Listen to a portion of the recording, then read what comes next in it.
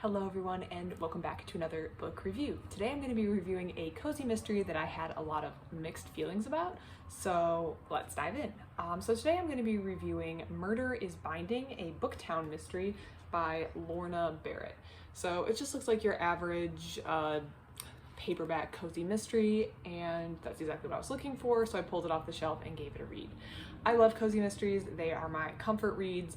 The thing with cozy mysteries, and I feel like romance usually falls in this genre, is that it's a kind of book that when you pick it up, you know what you're gonna get. You're gonna get some, I don't say cookie cutter characters, but you're gonna get like a very familiar beat and a very familiar plot. You know what you're getting and you want it, so you pick it up and you read it. It's a comfort food. It's not supposed to be groundbreaking in the plot or the structure.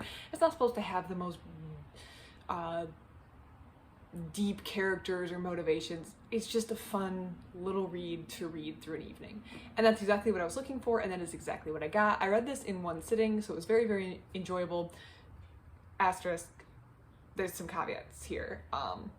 It was very enjoyable for the most part. I liked it, and I love the setting and the mystery. So this book follows, I gotta get her name right, Trisha, who has moved to New Hampshire following a divorce. I feel like all cozy mystery sleuths are either single, perpetually single, or recently divorced.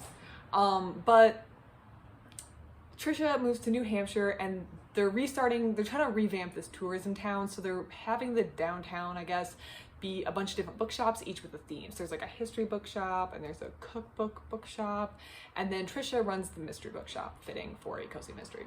So she is here running her little shop, and her next door neighbor, whose name is Doris, runs the cookbook shop. And Doris is kind of not a well-liked character around town. She tends to have a very bad attitude, but yeah, people I guess get along with her. She's her neighbor. She tries to, I guess, put up with things. And one day, one evening actually, Doris is found murdered. Trisha finds the body in the shop with flames, and yeah, now she has to figure out who's been murdered. So this is that's kind of the plot of the book. She goes through trying to figure out who murdered her. The reason, so this is the first book in a series. You always have to get a reason in the first book of a series for why the person even cares about following or falls into the investigation, because otherwise they would just be like, well, the police will handle it, which is exactly how I would act and how most normal people would act. But again, we're in a cozy mystery universe, so everything's fair game in the cozy mystery universe, I guess. So she is suspected because she's the person at the scene of the crime when it's found, and then when the body is found of Doris. And later on, a stolen book, a very a very expensive book that was missing from Doris's cookbook shop, is found in Trisha's mystery shop. So now she's prime suspect number one, and she's dealing with the sheriff, and she's trying to clear her name by bringing up any proof that someone else may have killed Trisha. So yeah, it's kind of a race against the clock to prove her innocence before the sheriff just decides to lock her up. I don't know why she's so nervous with the sheriff locking her up with no evidence, or not no evidence, but like the sheriff can't come up with a motive for her other than just like convenience. So I feel like she'd have a flimsy case anyways. But anyways, it's cozy mystery. It's whatever. We don't have to think too hard. So I love the setting. I like the characters. Again, the characters are not deep. They're not meaningful. It's not supposed to be. It's supposed to be cozy mystery. So I do not care if there's not a lot of depth to the characters. It was enjoyable. I love the setting. So she lives in like an apartment over top her bookshelf, or not her bookshelf, her bookshop, which is exactly the life that I want to live in my wonderful fantasy future. I want to be 40 and like living my best life in a like apartment above a bookshop. I thought I heard someone coming up the stairs. I freaked out for a second. So, yeah, the setting is beautiful. I love it. I like the fact there's all these bookstores. I feel like there's a lot of characters that have been introduced that we can continue on a series with. I would have given this a 4-star. This is really, really good. Most of the time, cozy mysteries are like a 3-star for me. I mean, I know what I'm getting to. It's a comfort read. It's probably not going to be like the most high-quality writing, but it's not supposed to be the next great American novel. It's supposed to be a fun, cozy mystery. It's just supposed to be lighthearted and fun. So this would have been a 4-star, but I'd probably give this closer to a 2-star. So now we're going to talk about the problems I had with this book, including the first one, which is a major failure from, in my opinion, the editorial team who edited this book. And that is, there's a side character who's introduced who is like developmentally disabled, and they refer to her in a certain way in this book that is not okay. This one is definitely in my stairwell. Not okay. Not okay at all. I have no idea how this got past any of the editorial team whatsoever. None. No clue how this got past the editorial team. I have no clue why someone didn't catch this. I have no clue why this was included in the book. I have no clue why this was not addressed with the author. I'm guessing the author was a little older and kind of had some terminology that she had heard maybe as a younger person on how these people were referred to, but is definitely not okay now. Like, we do not refer to people in this way, using these words now. And I have no idea, so I can see why she might have put it in a first draft, but it's definitely on the editorial team to be like, hey, maybe this was okay in like the 80s, but this is not the 80s. This book was published in 2000, and it's definitely in the 2000s because I checked the date when I saw this. So like, this was in the 90s, 80s, 70s, maybe. 2008, yeah. So someone should have caught that on the editorial team. So maybe she'd put it in a first draft, but it's on the editorial team to be like, sit down with her and be like, hey, this is not a word that's really appropriate anymore. Let's rewrite this to, you know, not be offensive. I feel like that. And when I see editorial flaws in books, like a character that was misnamed in a sentence, or maybe there's a grammar flaw, a grammar problem, or yeah, just a missing word or something, I get it. Like, we're human. Humans are editing this. There's going to be some mistakes that slip through. That mistake should not have slipped through. It lost like a whole star right there. And I'm kind of glad that I checked this out of the library, because I wouldn't have wanted to put my money behind a book, like my personal money behind a book that kind of used language like that.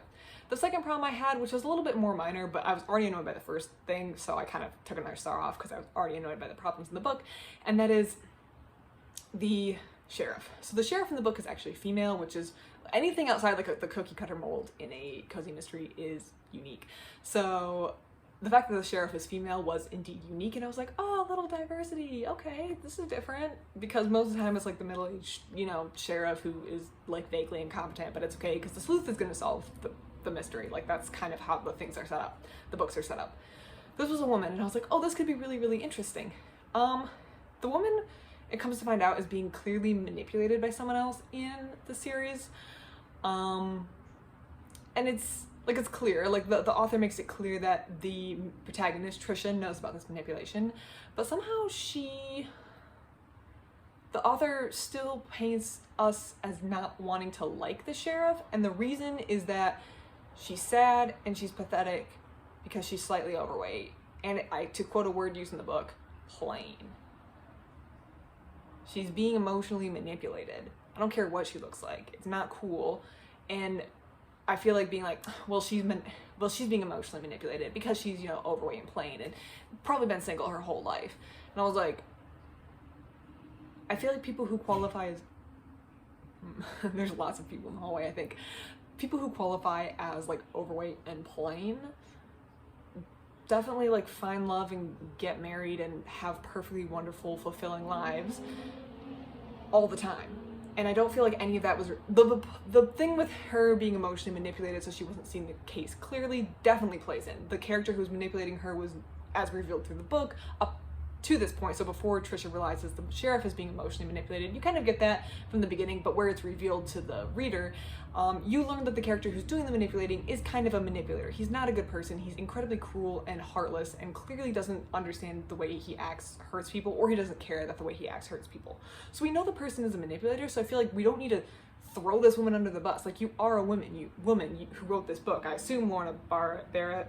I think I read that that's like a pen name, but it's still a woman who's writing this. Like, we don't need to throw people under the bus because of like weight or appearance, unless that is explicitly like part of the series. Like, I don't know, maybe the author runs like a makeup shop and the characters are always talking about their flaws or something. I just feel like it was irrelevant, and I was already annoyed by the first problem, so I knocked a whole other star off, and I was like, we don't need to be throwing people under the bus about their like appearance. And also, when they say overweight, like, they also describe the character, and she didn't really sound that overweight. She sounded like she was carrying a little extra weight, and the character was just being a little judgmental, but also the author is being a little judgmental.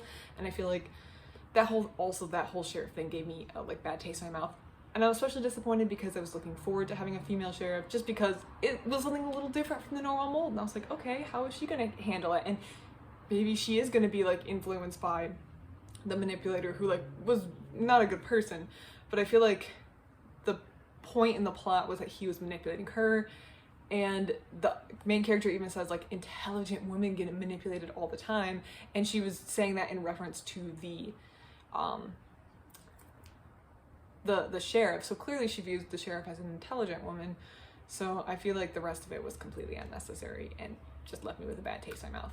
So because I get this from the library and my personal money is not going towards the author, I would not recommend buying this book just because I don't want to contribute financially to that sort of behavior or that sort of language, which I mostly fall on the editorial team, which should have caught it in like first draft 1 and kind of addressed this with the author. So I'm really hoping the author got a little bit of constructive criticism for some of these things in the first book, because I love everything else in the book so much. I feel like it's a really good and well-constructed cozy mystery, and I enjoyed it.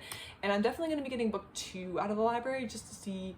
Now, if book 2 has the same faults as book 1, I'm giving up on the series. Doesn't matter how good it is, whatever.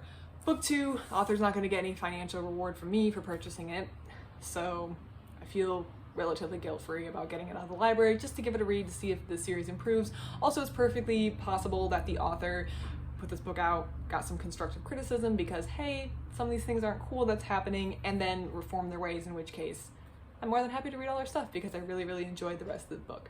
So would I recommend it? Depends. I feel like I need to read book 2 first. And see if the author took the constructive criticism I hope she received to heart, and maybe the editorial team took some constructive criticism to heart as well. But I love the setting, I love the cozy mystery. If it weren't for particularly the first problem, the language problem, I would wholeheartedly recommend it. But just because of that, if that sort of stuff doesn't bother you, I'm not here to tell you what to do or not do with your life, so go ahead and read it if you like that, or if that doesn't bother you, because I feel like this is a really good cozy mystery series. There's a lot of potential. I feel like I just had a huge letdown because of those little issues, and I'm hoping that book 2 is a lot better. I believe people can change, people can learn, people can grow, so I'm hoping book 2 is a lot better. I'm going to read it and see what it's like and let you know what I think. If you've read this book or have any thoughts about it, please let me know. I was very conflicted about this book. I had a lot of thoughts about it, apparently. So let me know what you think. Other than that, everyone, thanks for watching. Hope you have a great rest of your day.